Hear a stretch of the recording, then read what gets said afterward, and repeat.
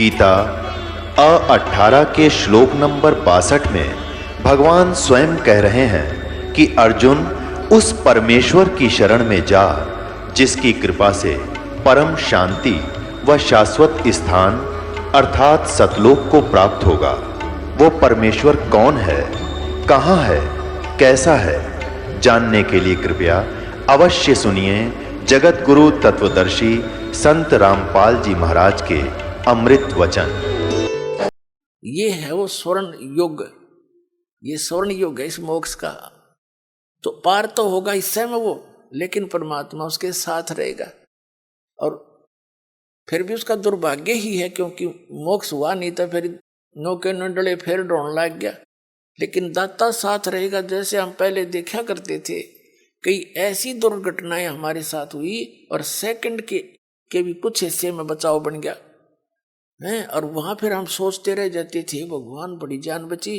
और ये हम जिन भगवानों की भक्ति करते थे इनको क्रेडिट देते थे, इनका वहां कोई रोल नहीं रहता। वो तो समर्थ एक ही है।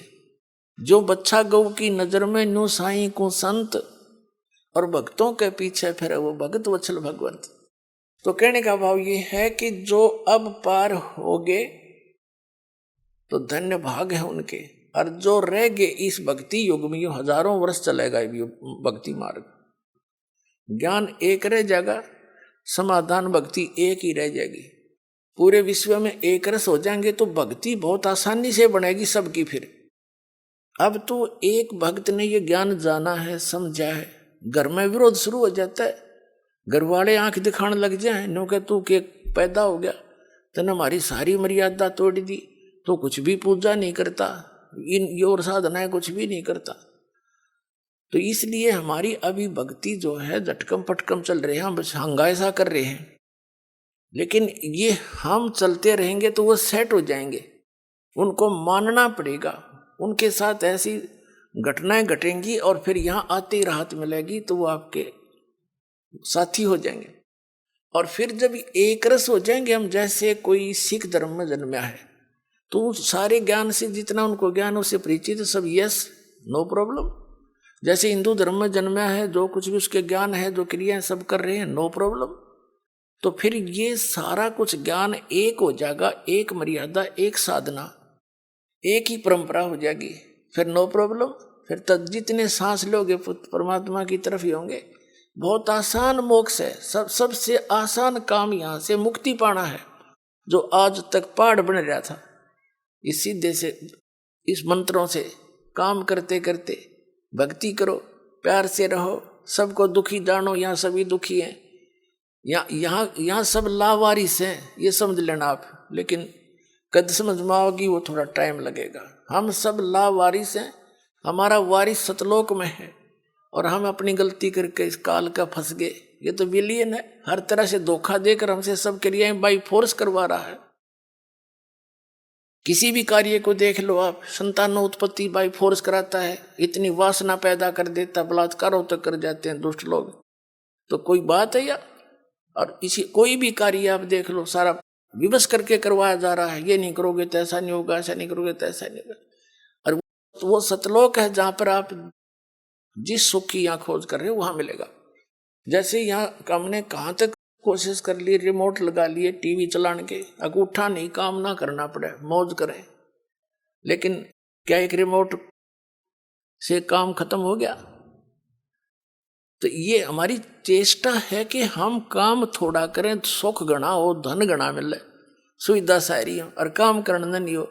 हम बच्चों को इसलिए पढ़ाते हैं अच्छे अफसर बन जावे हैं, काम थोड़ा और धन गणा और आराम से रहेंगे। आराम रूम तो उसने है नहीं, मुझे पता कितना आराम है नौकरी वाले ने, सारा दिन टेंशन में रहता है वो, जितना बड़ा अधिकारी बनता चला जाता। पर हम तो गधे हो गए, इन दुखों ने सहन करने के आदि बन गए, सहन मस्ती मान रहे हैं। झूठे सुख को सुख है ये मान रहा मनमोद, ये सकल से बिना काल का कुछ मुख में कुछ गोद।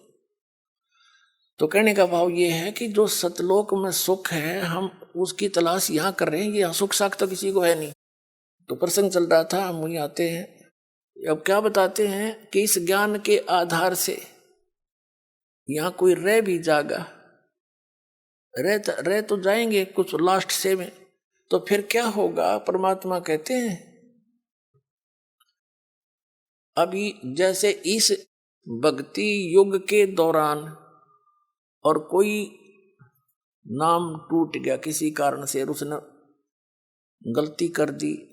देखो दो प्रकार से विमुख होते हैं, एक तो गुरुद्रोही बन जाता है, उसको तो भगवान संभालता नहीं, उसको तो कई हजार युगों तक मनुष्य जीवन नहीं मिलेगा फिर।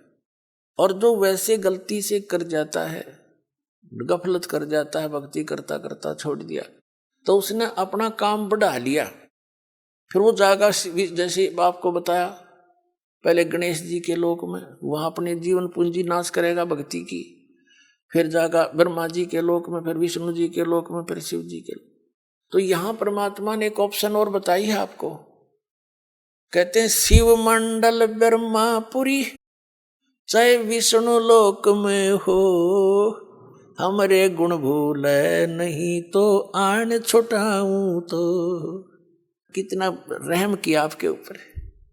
कहते हैं यदि तू गलती से और बीच में गफलत कर गया, फिर पहुंच गया विष्णु लोक में, शिव के लोक में, कहते वहां तेरा फिर याद आ जा कि मैं तो गलत आ गया, ये तो पहले बताया करते गुरु जी, या तो मेरी पूंजी नाश होगी, मेरा तो काम बिगड़ गया सारा। कहते वहां भी जो हृदय ते रोएगा ना तू, तुझे वहां से भी छुटवा लाऊंगा और पुनः मनुष्य जन्म दिवा के तुझे फिर से लाइन में ला दूंगा। इतने दयालु हम जी छो।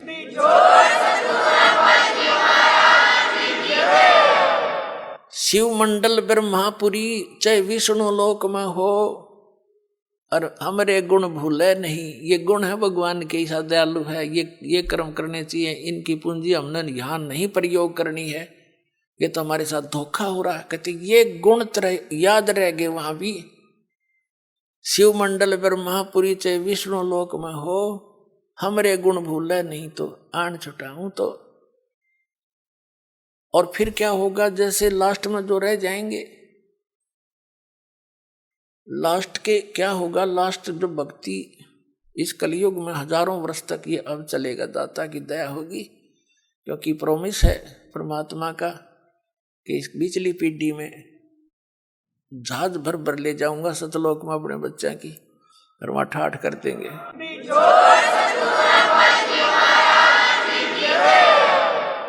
और पिछले लास्ट वाले फिर धीरे धीरे धीरे धीरे भक्ति कम होती चली जाएगी, गफलत में आते चले जाएंगे, सुख घना होगा, क्योंकि यहाँ पर सतयुग जैसा माहौल एक बार फिर बनेगा। और यूं सुख भी इस जीव का दुश्मन है।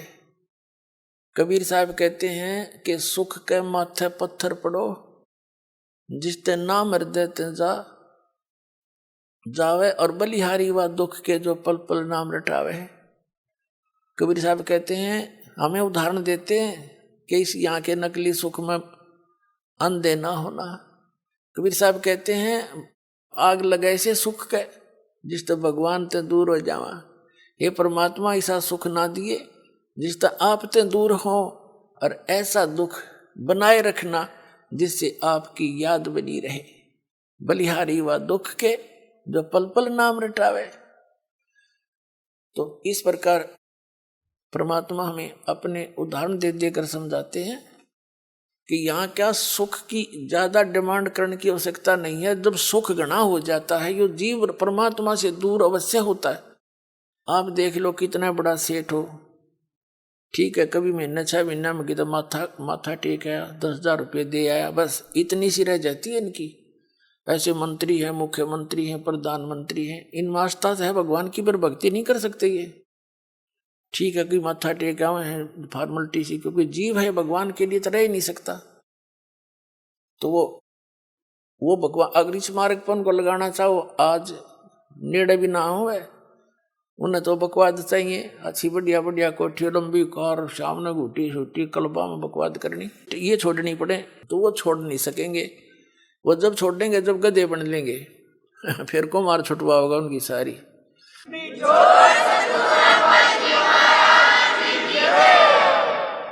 अपने आत्माओं जो प्रसंग चल रहा है वहीं आते हैं। अब क्या बताते हैं? जैसे प्रसंग ये चला है कि आप जी इस परमात्मा के शरण में आए हो और आप कुछ धर्म पुण्य भी करते हो, क्योंकि हर तरह से ज्ञान दिया जाता है।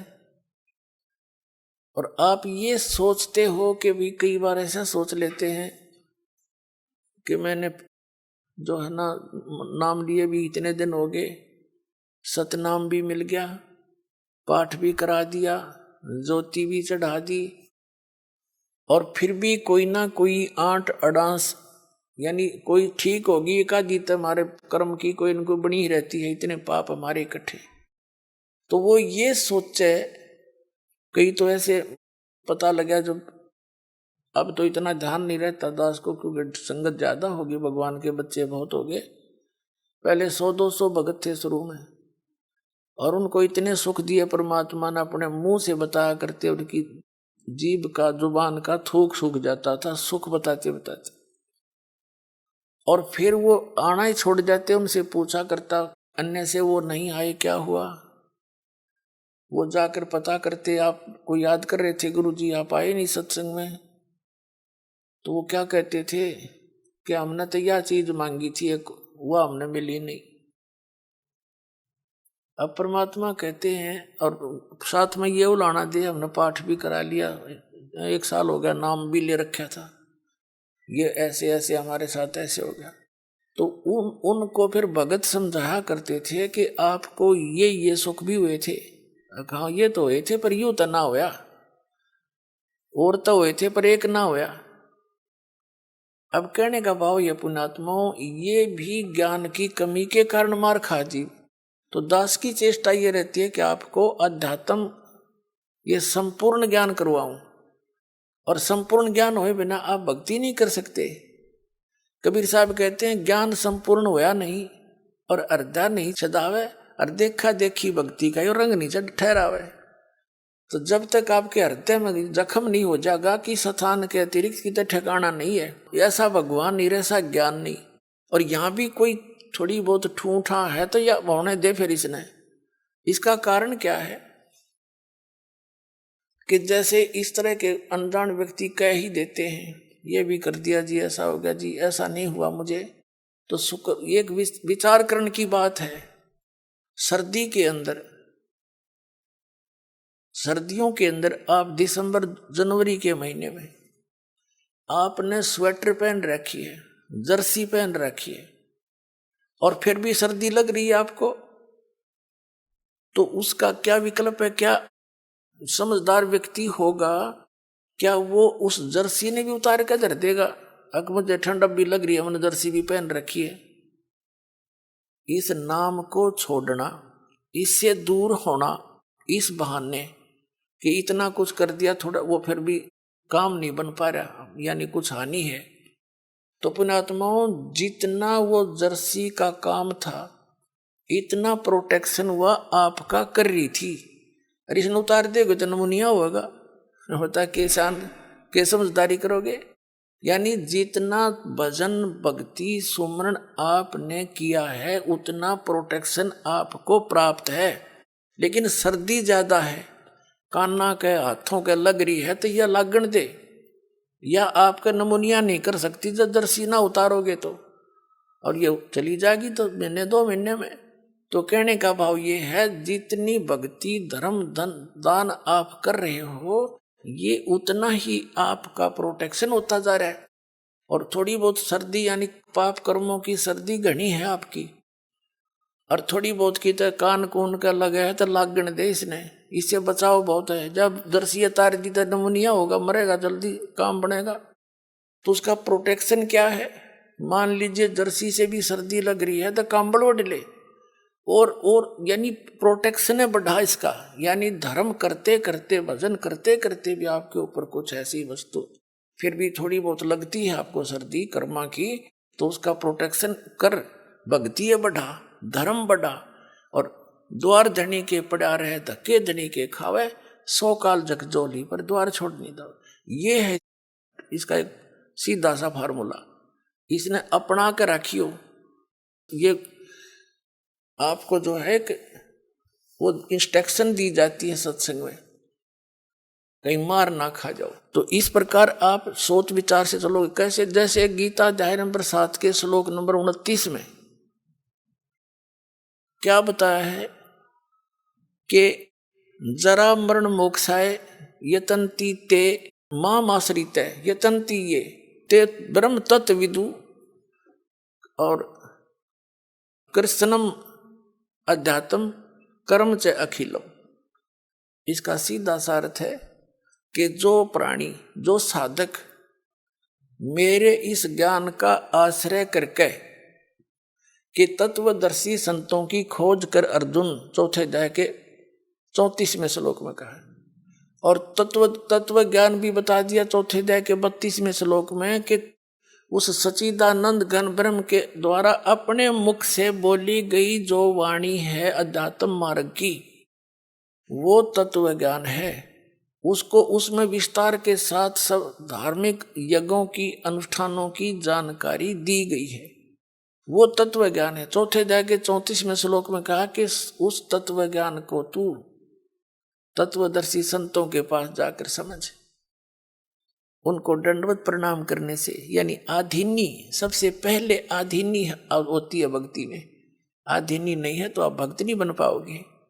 जैसे लड़का, जैसे कोई बच्चा मिलिट्री में भर्ती हो गया तो वहां पर उसको सारे गुर सिखाए जाएंगे युद्ध करने के, आपत्ति में कैसे अपना बचाव करना है, उसके सारे पिट्ठू पैठू लगा के उनकी रिहर्सल कराई जाती है और लंबे पेट पलनियां चलाई जाती हैं कौनियों केवल काफी दूर तक, ताकि ये संघर्ष करने के योग्य हो जा।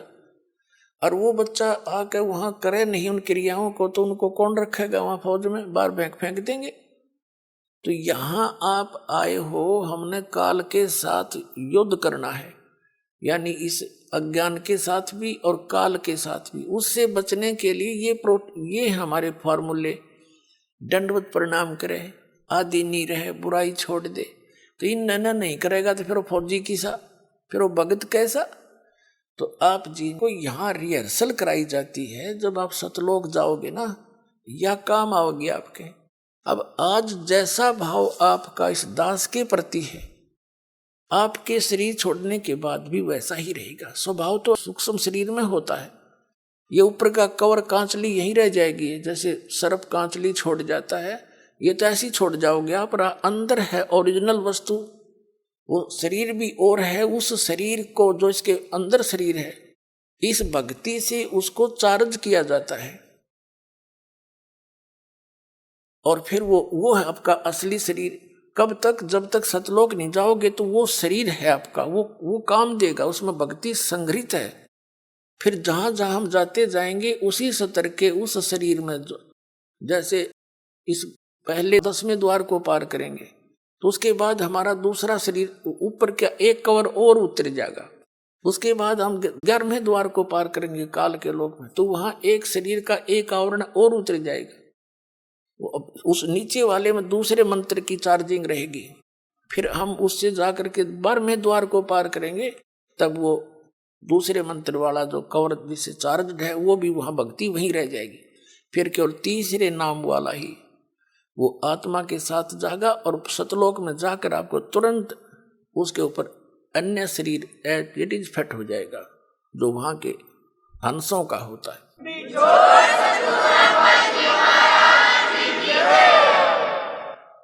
तो यहाँ क्या बताया है? परमात्मा पाने के लिए हमने फार्मूले जो गुरु बता रखे हैं भगवान ने, उनको अपना के चलना पड़ेगा। तो क्या बताते हैं कि कहे कबीर तुम चरण चित राखो जो सुई में डोरा रे। तो गुरु जी के प्रति आपकी धारणा ऐसे अभेद अटूट हो जानी चाहिए, आपकी श्रद्धा। तो प्रसंग चल रहा है कि सबसे पहले उसने बताया कि आधीनी से उनसे प्रसन्न करना तत्वदर्शी संतों से। फिर वो तत्वदर्शी संत तुझे वो तत्व ज्ञान बताएंगे। फिर 7वें अध्याय के 29वें श्लोक में हम फिर आते हैं। इसमें कहा कि माम आश्रित, मेरे पर आश्रित होकर इस ज्ञान जो मैं बता रहा हूं इसने कोई शिरोधार्य कर ले, ऐसी प्रयत्न करके उस तत्वदर्शी संत को खोज लेता है। माम आश्रित, मेरे पर आश्रित होकर जरा मरण मोक्षाए यतंती ते, यतंती ये यानी जो जरा यानी बुढ़ापे थे और मरण माने मृत्यु से, मोक्ष माने छुटकारे के लिए ही यतंती वो प्रयत्न करते हैं। तो वो कौन है? ते ब्रह्म तत्विदु, वे उस तत्व ब्रह्म को जान चुके हैं और कृत्स्नम अध्यात्म, पूरे अध्यात्म ज्ञान से परिचित है। कर्म च अखिलम, और सब कर्मों से परिचित है। क्या बताते हैं? सूक्ष्म वेद में भी कहा कि तुमने उस दरगाह का मैल न देखा, धर्मराज के तिल तिल का लेखा। तुमने उस दरगाह का महल नहीं देखा, तुमने उस धर्मराज के, उस न्यायाधीश के दरबार का पता नहीं।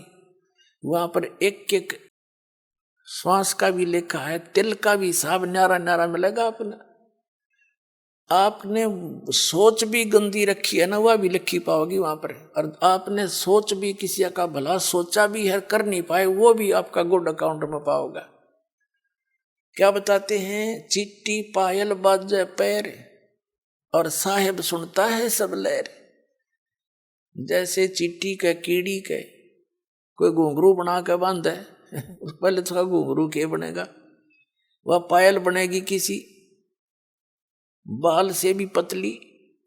और कहते हैं उसका भी यदि थोड़ा सा शोर हो गया, यदि पहले दोस्तों शोर हो ही नहीं सकता, कहने का भाव है कि अगर उसकी भी पायल का खुड़का, चिट्टी के पैर की पायल भी थोड़ी बहुत खुड़का करेगी ना, साहिब सुनता है सब लहर।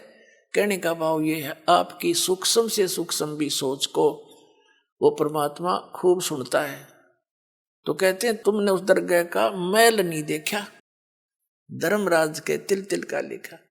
आपको सत्संग में बताया जाता है कभी अपनी नियत की श्री के दूसरे के धन पे या पराई स्त्री पे भूल कर सपने में भी नहीं करना।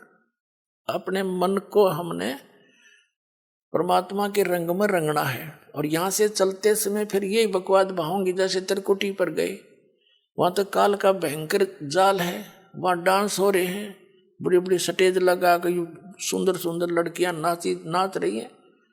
और आपकी जैसी वृत्ति यहाँ होगी, उड़े जा खड़े होगी नौकर का थाने, इतने वो परमात्मा जालेंगे काल गोदी पकड़ के और ठोक देगा, उड़े फिर ठा के स्वर्ग में अंडे जी धक्के खांदे।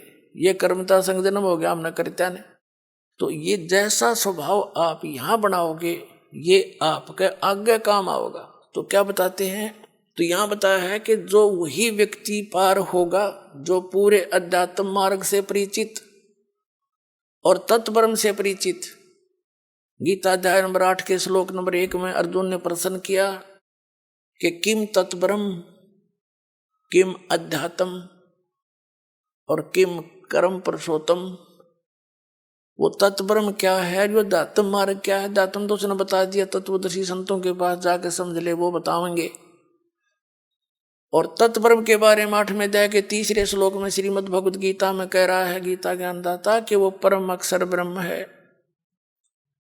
इससे ये सिद्ध हो गया कि गीता ज्ञानदाता से अन्य है वो परम अक्षर ब्रह्म। और ये है वो तत्वदर्शी संत जो आपको कृत्स्नम अध्यात्म बतावेगा। कबीर साहब कहते हैं मां मुंडो उस गुरु की जिसते संशय ना जा। कहते धिक्कार ऐसे गुरु से जिसका आपका शंका निवारण नहीं होता और आपका जीवन नाश हो जाता है। तो क्या बताया है इसमें कि जो कबीर साहब कहते हैं ज्ञान संपूर्ण होया नहीं, अर्धा नहीं छदावे और देखा देखी भक्ति का यो रंग नहीं ठहरावे। अब पुण्यात्माओं, इस भक्ति मार्ग में सबसे पहले गुरु की भूमिका होती है। और कबीर साहब कहते हैं गुरु मानुष कर जानते ते नर कहिए अंध, ओवे दुखी संसार में आगे काल के फंद। गुरु को मानुष जोग ने और करे चरणामृत को पान, ते नर नरक में जावेंगे योग योग हो समान। यानी वैसे जैसे गुरुजी को आपने एज ए गॉड ट्रीट करना है। पुणात्माओं, जो परमात्मा स्वयं आए थे कबीर जी, तो उन्होंने भी अपनी झलक किसी को, विशेष भगत को ही छोड़कर अन्य किसी को ये महसूस भी नहीं होने दिया कि वो स्वयं उतरे हैं। और वो खुद कहते थे वो परमात्मा भाई सतलोक में रहता है, वो सदा सुखदाई है, वो अविनाशी है, तुम वहां से आए हो, वहां जाकर ही तुम्हें सुख होगा, वहां जाने की विधि ये ऐसे है। बस वो तो स्वयं परमात्मा भी थे। लेकिन गुरु अलग होता है, परमात्मा भिन्न होते हैं। गुरु तो केवल उस परमात्मा से मिलाने वाला आपका एक मीडिया होता है, उस परमात्मा से मिलाने वाला होता है। परमात्मा अलग है, गुरु अलग है। लेकिन गुरु उस परमात्मा का कृपा पात्र होता है। अब परमात्मा कहते हैं कि आप जी ने यहां अपने गुरु जी को एज ए गॉड ट्रीट करना पड़ेगा, भगवान की तरह व्यवहार करना पड़ेगा। उनको भगवान मान कर रिहर्सल करने पड़ेंगे, अपने मन पापी को सेट करना पड़ेगा, आपने दुष्विचारों को रोकना पड़ेगा। संघर्ष रिहर्सल है ये आपकी। यहाँ बुलाकर आपको यहाँ क्रियाएं कराई जाती हैं, दंडवत प्रणाम कराया जाता है, आपसे 2 पैसे दान कराए जाते हैं, और दान से ही आपको फिर यहाँ की सुख सुविधाएं मिलती हैं। कहते हैं देते को हर देत है, जहां तहां से आन, ना दिया फिर मांगते फिर यो, परमात्मा सुने नहीं कान। तो जब तक हम दान नहीं करेंगे, धर्म नहीं करेंगे, तो आपको देगा कहां से? जैसे आप देखते हो एक तो कारों में चलता है और एक भीख मांगता फिर रहा, कागज चुग गए। अब वो दे दिए बाबा को चौनी ना दे, सैकड़ा में एक आधा को दे जा, 2 रुपये मुश्किल थे। तो कहते हैं देते को हर देत है। आज एक व्यक्ति के ठाठ आगो तो आगो यहाँ झूठे, इस झूठी यहाँ के ठाठ जो है, कार भी है, कोठी भी है, फैक्ट्री भी लगा रखी है, तो वो पिछले जन्म का पुण्य है उसका। देते को हर देत है, जहां तहां से आन, और ना दिया, जिसने दान नहीं करा मनुष्य जीवन पाके, और दान भी सुपात्र को हो, कुपात्र का किया हुआ व्यर्थ है। तो कहते हैं ना दिया वो मांगते फिर यो, फिर भगवान सुने ना कान। वो तो अब है आपका समय, जो दान आपने जो कर्म बनाने हैं, तो अब ये समय भी अब मिला आपको, जो पूर्ण संत भी ईब मिला। यहाँ किया हुआ आपका प्रत्येक अध्यात्म प्रयत्न 100% सफल होगा, क्योंकि पूर्ण गुरु और पूर्ण ज्ञान और पूर्ण भगवान। कहते हैं गुरु बिन माला फेरते, गुरु बिन देते दान, गुरु बिन दोनों निष्फल है, चाहे पूछो वेद पुराण। और गुरु पृथ्वी पर कोई है नहीं इस दास के अतिरिक्त। आपका जच्चो चाहे मत जच्चो,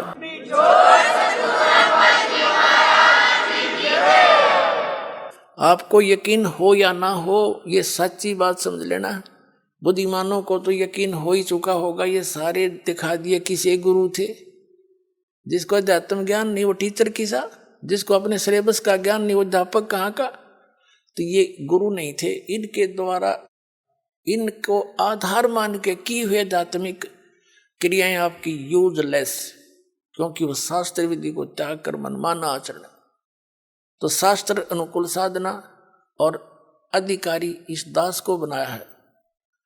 और अब चाहे पूरा विश्व आकर नाम ले लो, सारे पार हो जाएंगे, क्योंकि शब्द बहुत जबरदस्त शक्ति होती है। दास ने नाम दे दिया, आपने भक्ति करनी, मर्यादा में रहना, पार हो जाओगे। उसके लिए क्या बताते हैं? गुरु मानुष कर जानते ते नर कहिए अंध, ओए दुखी संसार में आग काल के फंद। जैसे इस दास के स्थान पर परमात्मा होते तो कैसे व्यवहार करते आप तो खैर आप ही जानो, लेकिन दास को पता है मैं क्या करता है। जब भी उनके सामने आता, आंखों में आंसू होते और उसके चेहरे की तरफ देखते रहते। अब उसके सामने ठीक है, अब तो हम as a Guru he deal करेंगे, अपना दुख भी रोवांगे। कहते हैं जय इब क सतगुरु मिले, जय इब कै सतगुरु मिले सब दुख आखूं रो, चरणों ऊपर शीस धरूं कहूं जो कहनी हो। तो कहने का भाव ये है कि जैसे गुरु जी के सामने आप भगवान के पास जाते हो और आपसे गुरु जी क्या कहेगा कि भाई शराब नहीं पीना, चोरी नहीं करना, मर्यादा भंग मत करना, मर्यादा में रहना, भक्ति करना, और आप मेरे सामने आकर के झूठ बोल दोगे किसी भी पॉइंट के। भगवान के सामने आप जाते हो, झूठ बोल सकते हो? दास का तो कलेजा फट जा झूठ बोलती आना। तुम अपने आप सोच लो ना, आप किस व्यवहार करोगे मेरे साथ। जो इस दास के साथ आपका व्यवहार होगा वो भगवान के साथ माना जाएगा। दास भगवान नहीं है, लेकिन कबीर साहब कहते हैं गुरु को भगवान मानना पड़ेगा आपने। जैसे गणित के ऋण का एक प्रश्न होता है, उस प्रश्न को हल करने के लिए मूलधन ज्ञात करना होता है। वो मूलधन करोड़ों की संख्या में होता है, लेकिन वो मूलधन अज्ञात होता है। उस अज्ञात मूलधन, करोड़ों के मूलधन को प्राप्त करने के लिए, जानने के लिए, पाने के लिए मानना पड़ता है मूलधन 100 रुपये। वो 100 रुपये मूलधन नहीं होता, लेकिन उसको सपोज करे बिना वो मूलधन मिले नहीं जिसके लिए प्रयत्न हम करेंगे। तो हमारा मूलधन है कबीर साहब, लेकिन उस कबीर साहब को पाने के लिए आपने मानना पड़ेगा, मान लीजिए रामपाल कबीर साहब, एज ए ट्रीट नो करना पड़ेगा आपको। और ऐसे सपोज करे बिना आप पा नहीं सकते उसको। ये नियम है, फार्मूला है। और जो स्टूडेंट फार्मूला वही लगा कर चलेगा तो उस प्रश्न को हल कर लेगा, ना तो फेल हो ही तुम। तो हमने फेल नहीं होना। जब इस परमात्मा की स्कूल में आए हो, विद्यालय में, तो सारे फार्मूले लाओ। जब वह सफल हो गए तुम, तो कहते हैं मान लीजिए गुरुजी भगवान है, और भगवान के पास फिर गुरु सम्मुख ले झूठ संजोई, निश्चय नरक पड़े से सोई। वेद पुराण कहे सब साखी, साखी शब्द सब यूं बाकी, मानुष जन्म पाके खोए, और सतगुरु विमुखा युग युग रोट। गुरु सम्मुख ले झूठ संजोई, गुरु खा के झूठ बोले, निश्चय नरक पड़े से सोई। तो परमात्मा कहते हैं गुरु मानुष कर जानते ते नरकइये अंध, ओए दुखी संसार में फिर आग गए यम के फंदे। अब क्या होगा पुण्यात्माओं, जैसे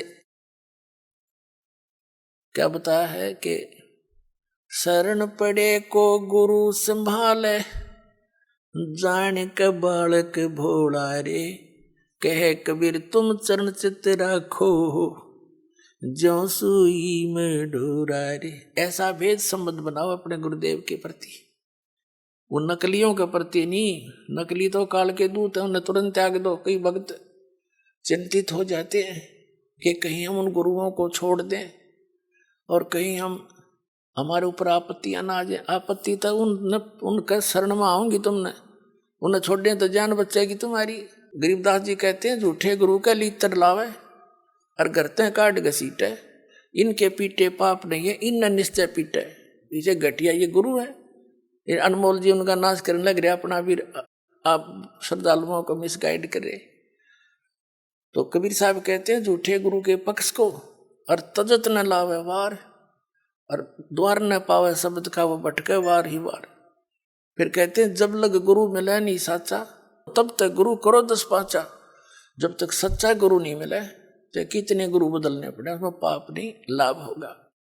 कहते गुरु की कबीर डूबे थे हम उबरे, गुरु की ज्ञान चमक, और बेड़ा देखा जर्जरा उतर चले फड़के। जैसे नौका टूटी ही और मझदार में जा रही हो, नीचे से पानी भरने लग रहा हो और साथ में कोई दूसरी ले जाकर खड़ी कर दे बिल्कुल ओके, और उसने कहा या डूबेगी भाई, देखिए पानी भरने लग रहा है इसमें, और आ जाओ इसमें। विकल्प कूद जाएंगे वो 1 सेकंड में। जो विकल्प नहीं हो तो डूबेंगे। और जब विकल्प खड़ा कर दिया कि या ठीक सर इसमें आ जाओ, और फिर भी ना दे, फिर तो वो भांग पिए बैठे हैं। घुटनों पानी में भी बड़े हैं और फिर भी नौके ओके है। तो जो दास प्रमाण दिखा रहा है और ये नौका साथ में खड़ी कर दी कि ये है ओके, इसमें आ जाओ और यह सारी डूबेगी तुम्हारी, और अब भी उनको नहीं छोड़ रहे, उन्हें तो फिर नशा गणा हो रहा है। उनका क्या करें फिर हम।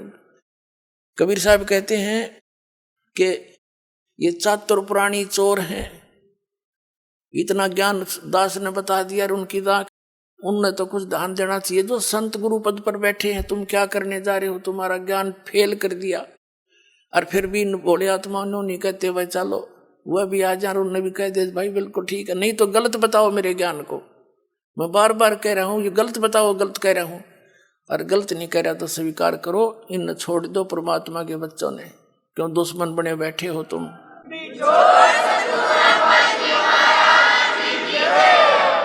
तो पुण्यात्माओं ये जो है जितने भी संत हैं, अब इनको सोचना पड़ेगा। विवश कर दूंगा, ऑनलाइन रखूंगा इन्हें जब तक यहाँ नहीं भर लेंगे। कहा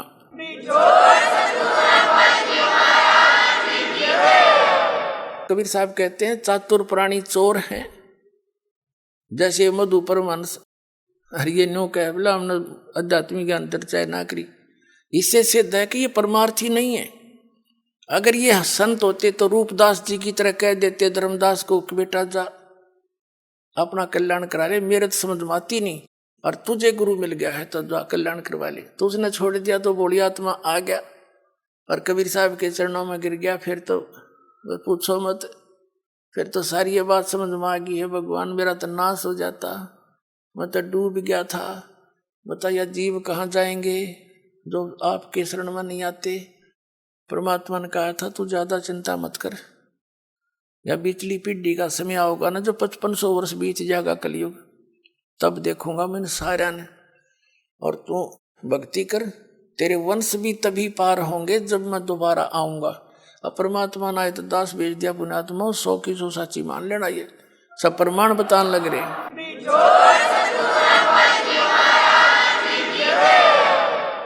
तो कबीर साहब कहते हैं चातुर प्राणी चोर हैं, मूड मुग्ध हैं ठोठ।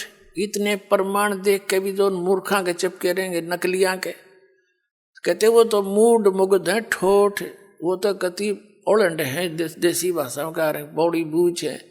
इतने प्रमाण देख के और फिर उनके बैठे उन सतगुरु मान रहे हैं, और फिर परमात्मा कहें जय वो फिर भी नहीं आते ना, हमने उनकी जरूरत भी नहीं है। चातुर प्राणी चोर हैं ये, मूड मुग्ध हैं ठोठ, और संतों के नहीं काम के उनको दो गलजोट, वो तो और दृढ़ कर दो उनको, मरे रहो वहीं पर। इतना ज्ञान समझ के भी ना मानते। तो पुण्यात्मा प्रसंग चल रहा था कि कर लो गुरु वकील मुकदमा भारी है। बहुत सबसे खतरनाक केस यू है आपका इस सृष्टि में कोई है तो आप काल की जेल में बंद हैं, और ये सिर्फ काल की खुली जेल है। आप ही से बच्चे पैदा करवा कर आपको एक और बंधन में बांध रहा है, और अपना करो धंधा रखाओ हैं और मर जाओ, फिर गधे बन जाओ, दूसरी जेल वो कठिन जेल में भेज दिया। तो कहने का भाव ये है कि अब आपको ये दास वकील मिल गया इस पृथ्वी पर, दूसरा वकील इस वकालत करनिया नहीं है इस काल के साथ में, और अब आप सभी ने ये वकील करना पड़ेगा पूरे विश्व ने।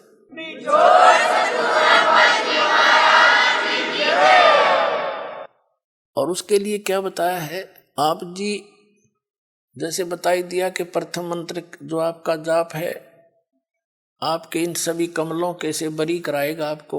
जैसे ये राधा स्वामी पंथ वाले और जय गुरुदेव पंथ वाले ये एक विचार है इनके एक जैसे, क्योंकि ये राधा स्वामी पंथ से ही निकले हैं आगरा वाले से ही, और ये व्यास वाला भी, और धन धन सतगुरु सच्चा सौदा सिरसा और जगमाल वाली वाले, ये निरंकारी, ये ठाकुर जी वाले, ये सारे एक कुएं का पानी है जनोद वाला जो बयानी में बना रखे। ये क्या कहते हैं कि हम तो सीधे त्रिकुटी पर ध्यान लगाते हैं, त्रिकुटी पर हमने नीचे के इन कमलों की कोई आवश्यकता नहीं है। देखे घर का राज बना रहे हैं, अब विदेश में हैं और स्वदेश जाना है मान लीजिए, और वहां से वापस आने के लिए आपने वहां के सभी नो ड्यूज सर्टिफिकेट लेने पड़ेंगे, और तब आपका वापस आने का सारी क्लियरेंस होगी, तब आप वापस आ सकते हो। और आने के लिए फिर किराया भी चाहिए आपने। तो ये यहाँ हम जो रह रहे हैं, जैसे किसी ने टेलीफोन का कनेक्शन ले रखा था, बिजली का, पानी का, गैस का, धंधा ठीक होने ना होने के कारण वो सारे कट गए, उनके टैक्स दिए नहीं, तो दूने कंगाल हो गए। तो उस समय कोई ऐसा गारंटर चाहिए आपने जो सरकार से आपकी सुविधाएं चालू करवा दे, और फिर आपसे कहेगा कि आप अपनी कमाई करो, टैक्स भरो। तो बहुत अच्छी बात होगी, कमाओगे तो टैक्स भी भर दोगे। तो दास आपका गारंटर बना दोबारा, आपके ये सारे कनेक्शन चालू करवा दिए। अब इनके ये मंत्र जाप करो, इनकी मजदूरी करो। यह साधना है, पूजा नहीं है। पुण्यात्माओं, पूजा और साधना में बहुत अंतर होता है।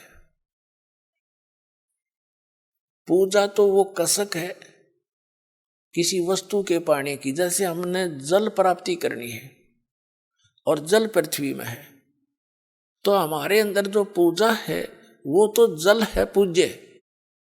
उसके पाने के लिए जो भी हम प्रोसीजर अपनावाएंगे, जो इंस्ट्रूमेंट यूज कराएंगे, वो वही हो जो उस पानी को, पूज्य वस्तु को प्राप्त करा दे। इब हम लकड़ के लठ गेलना वो खोदन लगे, कद तक खोदेंगे इसने? यानी जो गलत नाम है वो लकड़ के लठ से धरती खोद रहे हम, वो कभी नहीं हो सकता, वहां तक पहुंचे नहीं सकते। तो उसके लिए इंस्ट्रूमेंट है बोकी और पाइप। जैसे सतनाम आपका है, ये बोकी और समझ लो पाइप है, और इसको लगाएंगे तो यह मजदूरी है। ये दो मंत्र, ये हमारा जाप, ये हमारा पूज्य नहीं है। उस पूज्य वस्तु को पाने के लिए ये इंस्ट्रूमेंट है हमारे, या साधना है, या मजदूरी है। और पूजा हम जल की कर रहे हैं, हम पूजा कबीर साहब की कर रहे हैं, सतलोक जाने की, को सुख को पाने की। और ये जितने भी मंत्र हैं ये हमारे इंस्ट्रूमेंट हैं, ये हमारी साधना के हथियार हैं, ये औजार है हमारे। इनसे हम मिलेंगे, ये औजार ही वहाँ इस प्रोसेस में का, इस प्रोसीजर में यही कामयाब है, दूसरा कोई हो ही नहीं सकता। तो मंत्र नहीं इस पृथ्वी पे मोक्ष प्राप्ति के, केवल यही मंत्र है जो दास आपको दे रहा है। और ये प्रमाणित है, जिन महापुरुषों को परमात्मा स्वयं आकर मिले और उनको पहले तो सचखंड सतलोक दिखाया, जो स्थान की हमने कति भूल पड़ गई थी। अब पुण्यात्माओं, जब ये प्रमाण दास के पास नहीं होता तो थूक बिलो लेता मैं, किसी का जो नहीं रहेंगे वो। अब ये ऐसे एथेंटिक प्रमाण हैं जो आपके हृदय से हट नहीं सकते। आज किन किन को भगवान मिले? आदरणीय धर्मदास साहिब जी को, और इस कथा से खूब परिचित है पूरा कबीर पंथ। आदरणीय नानक साहिब जी को परमात्मा मिले, सचखंड लेकर गए। इससे पूरा सिख धर्म अच्छी तरह परिचित है, कैसी घटना घटी थी। और ऐसे ही आदरणीय दादू साहिब जी के साथ हुआ था, ये भी दादू पंथी सब जानते हैं। ऐसे आदरणीय गरीबदास साहिब जी के साथ हुआ था, सतलोक लेकर गए थे, वापस छोड़ा था, ये पूरा गरीबदास पंथ जानता है। ऐसे घीसा दास साहिब जी के साथ हुए थे। तो कहने का भाव ये है कि उन महापुरुषों को उस परमात्मा ने कौन सी साधना दी थी सतलोक जाने की, तो वही हमने आवश्यकता पड़ेगी, उससे अतिरिक्त कोई भक्ति नहीं, कोई साधना नहीं। तो वो कौन से मंत्र थे? वो यही थे वो मंत्र। इनको आदेश दे दिया था सख्त कि धर्मदास मेरी लाख दुहाई, यो मूल ज्ञान की तबार न जाए। और फिर इसी प्रकार कहा था, धर्मदास मेरी लाख दुहाई, ये सार शब्द कहीं बार न जाए। ये मूल ज्ञान और सार शब्द बार जो पढ़ी, बिचली पीढ़ी हंस नीतर ही। अब जितना भी युग काल का सबसे ज्यादा, सबसे अधिक जो पंथ का विस्तार हुआ है, ये राधा स्वामी से हुआ है, दूसरे नंबर निरंकारी से हुआ है। और ये दोनों के दोनों गुरु ग्रंथ साहिब को पढ़ के न्यारा सांग जोड़ा, और यदि ये मंत्र गुरु ग्रंथ साहिब में होते तो ये यही मंत्र देते पाते। तो बता आज ये दास कैसे भिन्नता बताता आपको कि ये अधिकारी है नहीं, चल ये अधिकारी होते और ये मंत्र दे रहे होते तो कोई दिक्कत ना थी। मैं क्यों थूक बिलाऊं, वो क्यों सिर में दर्द करता, मैं भी लेकर नाम अपने पार हो जाता। ये अधिकारी नहीं है, इनके पास ये मंत्र भी नहीं है। और उनको परमात्मा ने, उन महापुरुषों को इसलिए मना कर दिया था कि यह बात बिगड़ जाएगी। बीचली पीढ़ी में मेरा और काल का एक एग्रीमेंट हो रहा है कि कलयुग में कितने जीव ले जाना। तो परमात्मा ने पता था कि बीचली पीढ़ी में पहले तो शिक्षित करूंगा इन सबको। नहीं, पिछला इतिहास देख लो, हमारे दादे परदादे ने कोई पाड़ी जाया करता, कोई हाड़ी जाया करता, कोई कितना मजदूरी करके अपना टाइम पास कराया करते, उन्हें पढ़ने की आवश्यकता नहीं थी। अब हमने पढ़ाई को एक प्रथम मान लिया। आइए अब हम उन श्रद्धालुओं के अनुभव जानते हैं जो जगत गुरु तत्वदर्शी संत रामपाल जी महाराज जी से दीक्षा प्राप्त कर चुके हैं तथा उनके द्वारा बताए गए भक्ति मार्ग पर चल रहे हैं। सर नमस्कार। नमस्कार सर। क्या नाम है जी आपका? जी मेरा नाम शुभम सैनी है और मैं गांव जरोली कलां, तहसील शाहबाद, डिस्ट्रिक्ट कुरुक्षेत्र से आया हूँ जी। संत रामपाल जी महाराज से नाम दीक्षा लेने से पहले आप क्या भक्ति साधनाएं करते थे? जी उससे पहले जैसे घर में जो मम्मी पापा भक्ति करते थे, जैसे देवी की पूजा कर ली या खेड़े पे चले जाना, और उसके अलावा मंदिर में चले जाना, शिव के मंदिर में। मेरे पापा कावड़ लेने के, कावड़ यात्रा पे जाते थे, कावड़ लेके आते थे हर साल। और इसके अलावा दिवाली पे पूजा कर लेनी, इसी तरह की भक्ति करते थे जो हिंदू धर्म में चलती आ रही है आज तक। आप ये सभी साधनाएं कर ही रहे थे, तो फिर आप संत रामपाल जी महाराज की शरण में कैसे आए? जी ऐसा है कि मैं भक्ति करते करते जी मुझे कोई लाभ प्राप्त नहीं हुआ, जिसकी वजह से मैं एक तरह से नास्तिकता की तरफ चला गया और मुझे कोई लाभ प्राप्त नहीं हो रहा था। तो धीरे एक बार क्या हुआ कि मेरे घर में मेरे दादाजी ने नाम लिया था सबसे पहले संत रामपाल जी महाराज जी से। तो उसके बाद मैं उन्होंने 2011-12 में नाम लिया था। मैं 2016 के अंदर अपने घर पे रहने के लिए गया। मैं पहले बाहर रहता था। जब मैं घर पे गया तो मेरे दादाजी कहते हैं कि एक बार बैठ के सत्संग सुना कर कि क्या ज्ञान है, कैसे है। मैंने उनकी बात को अनजान ऐसे ही छोड़ देता कि ऐसे ही बोलते रहते हैं कि सारे गुरु एक तरह के होते हैं, ऐसा कोई कुछ नहीं, अलग नहीं है, कुछ नहीं है। पर एक दिन जब मैं ऐसे ही बैठा था, सत्संग उन्होंने चला रखा था, मैं वैसे ही बैठ गया जाके 10 मिनट के लिए कि मैं चल सत्संग ख़त्म होने वाला है, अब अपना कुछ देखेंगे टीवी वगैरह में। तो उसमें क्या हुआ जी, गुरु जी ने सिर्फ संत रामपाल जी महाराज जी ने एक ही बात बोली वहाँ पे सत्संग में कि गीता का ज्ञान श्री कृष्ण जी ने नहीं कहा। तो ये बड़ी अजीब लगी कि आज बचपन से सुनते आए थे कि गीता का ज्ञान श्री कृष्ण जी ने बोला और ये कह रहे हैं कि गीता का ज्ञान श्री कृष्ण जी ने नहीं कहा। तो ये बड़ा डिफरेंट लगा, अच्छा मतलब ये अजीब लगा कि भाई कुछ अलग तो है। तो फिर मेरे डैडी जी ने मुझे ज्ञान गंगा पुस्तक दी कि इसको पढ़ो, इसमें सारा कुछ है और इसके आपको सारा कुछ पता लग जाएगा कि क्या ज्ञान है क्या नहीं। तो मुझे उसमें जब मैंने सृष्टि रचना पढ़ी, और मैंने पूरी भी नहीं पढ़ी थी ज्ञान गंगा, सिर्फ सृष्टि रचना और थोड़ा सा उससे आगे तक का पढ़ा था, आधी बुक भी मैंने पूरी नहीं पढ़ी वो। तो उसमें मुझे बहुत ज्ञान मिला और एक तरह से मुझे सारी बातों का पता लग गया कि हम यहाँ क्यों आए हैं, क्या है हमारे जीवन में जो परेशानी आ रही है वो क्यों आ रही हैं। तो उसके बाद भी मैंने लोक लाज की वजह से नाम दीक्षा नहीं ली। तो धीरे धीरे करके कुछ मेरी शादी भी होगी। शादी के बाद फिर मैंने 2019 में 24 नवंबर को संत रामपाल जी महाराज जी से नाम दीक्षा प्राप्त करी। सर हम देख रहे हैं कि तमाम उन लोगों को लाभ मिल रहा है जो संत रामपाल जी महाराज से जुड़े हैं। आपको संत रामपाल जी महाराज से नाम दीक्षा लेने के बाद क्या लाभ मिले? हाँ जी, संत रामपाल जी महाराज जी से नाम दीक्षा प्राप्त करने के बाद मुझे भी बहुत से लाभ मिले। लाभ के तो सबसे पहले लाभ था जी, हमारे घर में नशा दूर हो गया हमारे घर से। मेरे दादाजी थे वो 7-8 साल की उम्र से ही नशा करते थे, और अब जब इस उम्र में आके तो वो इतना नशा करने लगे थे कि एक दिन में 4-4 पैकेट बीड़ी के पीते थे। और इसी तरह मेरे डैडी जी भी थे, वो भी ऐसे नशा करते थे, वो भी स्मोकिंग करते थे, ड्रिंकिंग करते थे। और जब संत रामपाल जी महाराज जी की शरण में आए तो उन्होंने एक उसी समय नशा त्याग दिया। इससे पहले मेरे दादाजी नशा त्यागने के लिए कभी राधा स्वामी में जाना, कभी डेरा सच्चा सौदा के अंदर चले जाना या कहीं और भी इधर उधर चले जाते थे, लेकिन उनका कहीं भी नशा नहीं छूटा था। लेकिन जिस दिन संत रामपाल जी महाराज की शरण में गए उसी दिन से नशा त्याग दिया। इसी तरह मैं भी नशा करता था, फ्रेंड सर्कल की वजह से मैं भी ड्रिंक करने लग गया था, चिकन खाने लग गया था, स्मोकिंग में भी चला गया था धीरे धीरे। उससे भी ज़्यादा मेरी इमेज बिल्कुल ख़राब हो गई थी मेरे फ्रेंड सर्कल में भी कि सबसे ज़्यादा ड्रिंक ये करता है।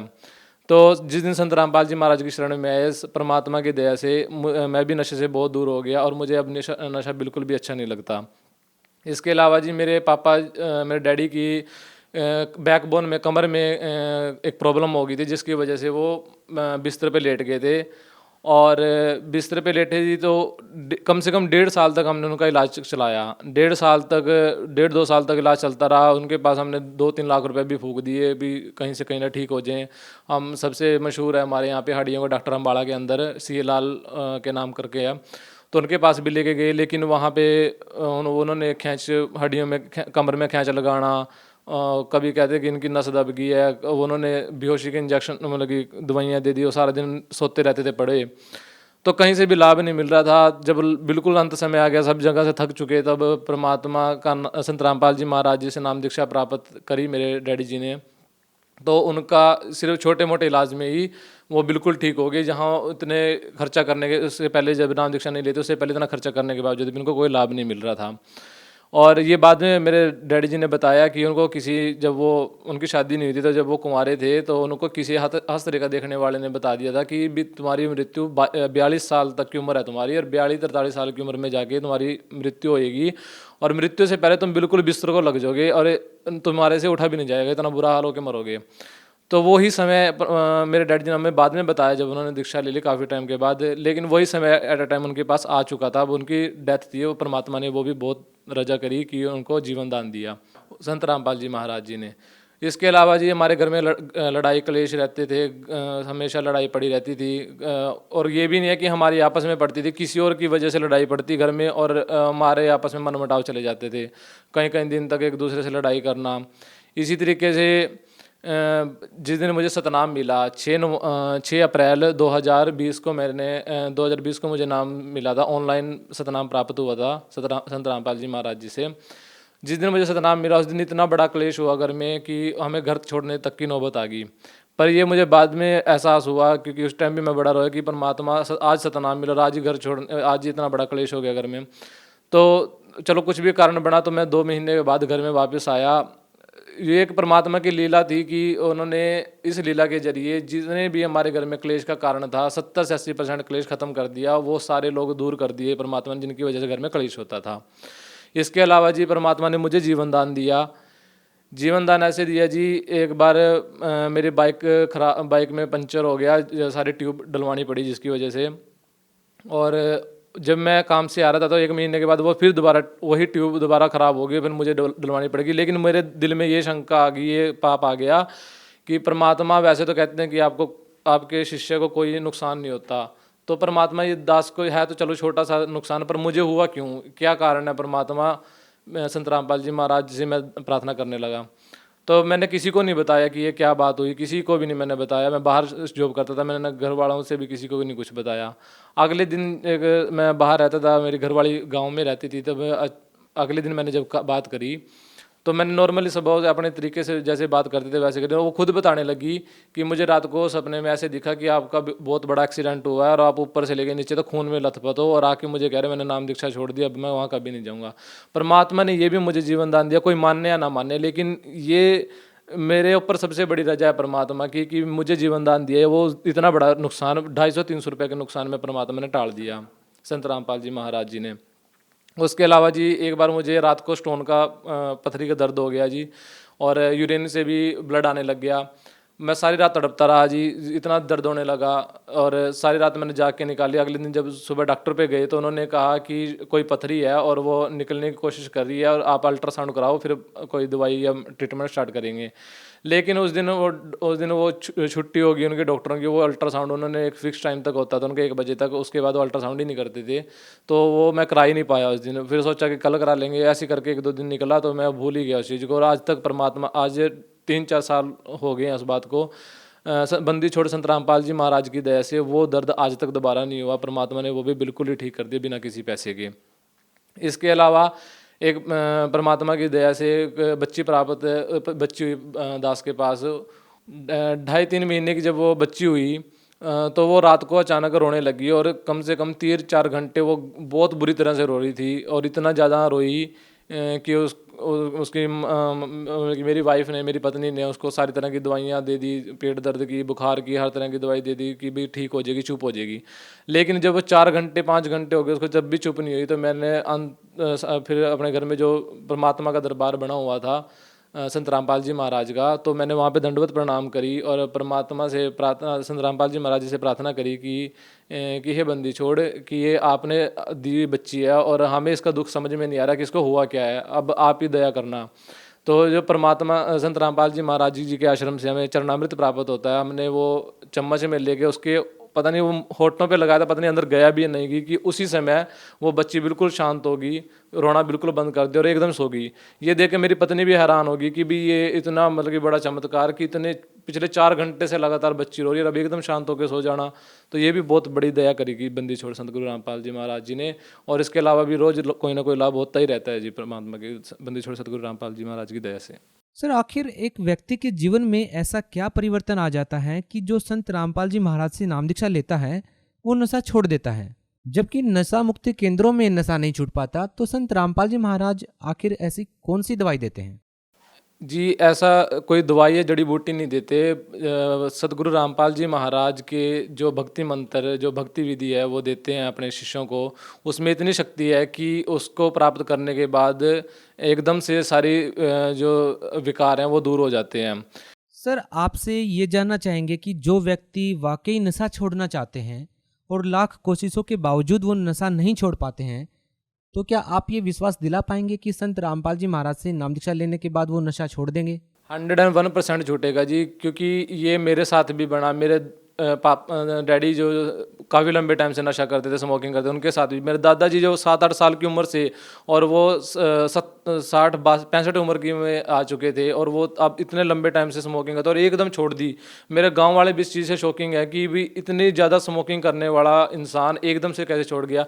ये 101% है जी। जो संत रामपाल जी महाराज जी से नाम दीक्षा प्राप्त करेगा वो जरूर नशा से बिल्कुल दूर हो जाएगा। बंदी छोड़ सतगुरु रामपाल जी महाराज की भक्ति मंत्र शक्तियों से, जो मंत्र वो देते हैं उसकी शक्तियों से, वो बिल्कुल उनके जो नशा है वो बिल्कुल दूर हो जाएगा। सर, आप भगत समाज को क्या संदेश देना चाहेंगे? भक्त समाज से जी यही हाथ जोड़ के प्रार्थना है कि जो बंदी छोड़ सतगुरु रामपाल जी महाराज आए हैं वो कबीर परमात्मा के पूर्ण अवतार हैं और जो वो ज्ञान बता रहे हैं, जो उन्होंने आज तक एक भी जो भी बातें बोली हैं वो आज तक अपनी तरफ से कुछ भी नहीं कहा उन्होंने। वो जितनी भी बातें बोलते हैं उनका कहीं ना कहीं प्रमाण है, कहीं वेद में, कहीं गीता में और हमारे कुरान शरीफ में कहीं ना कहीं से प्रमाण जरूर है। वो एक भी शब्द अपनी तरफ से नहीं बोल रहे अब तक तो, और उनका सारा ज्ञान प्रमाणित है। एक बार उसको पढ़ें, सुने, समझें और फिर परमात्मा के ज्ञान में जब आपको विश्वास हो जाए तब आके बंदी छोड़ सतगुरु रामपाल जी महाराज जी से नाम दीक्षा प्राप्त करें। और प्राप्त करने के बाद आपको भी ये सारे लाभ जरूर होते हैं, क्योंकि हमें भी हुए हैं तो आपको भी जरूर होंगे जी। सर, हजारों लोग ऐसे हैं जो संत रामपाल जी महाराज से नाम दीक्षा लेना चाहते हैं, आखिर वो लोग संत रामपाल जी महाराज से कैसे जुड़े?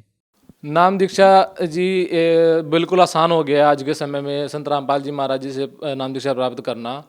जितने भी सोशल मीडिया प्लेटफॉर्म है, यूट्यूब है और या फिर फेसबुक है, कहीं पे भी आप जाओगे तो संत रामपाल जी महाराज जी सर्च करेंगे तो वहाँ पे आपको संत रामपाल जी महाराज की सत्संग सुनने को मिलेंगे। आप उस सत्संग को सुनिए, ज्ञान समझिए, उसमें आपको नंबर मिलेंगे, उन पर कॉन्टैक्ट करिए।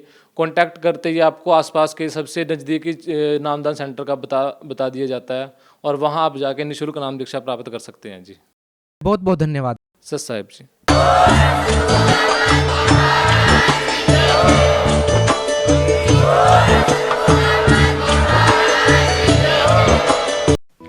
आप सुन रहे थे जगत गुरु तत्वदर्शी संत रामपाल जी महाराज के मंगल प्रवचन। अधिक जानकारी के लिए संपर्क करें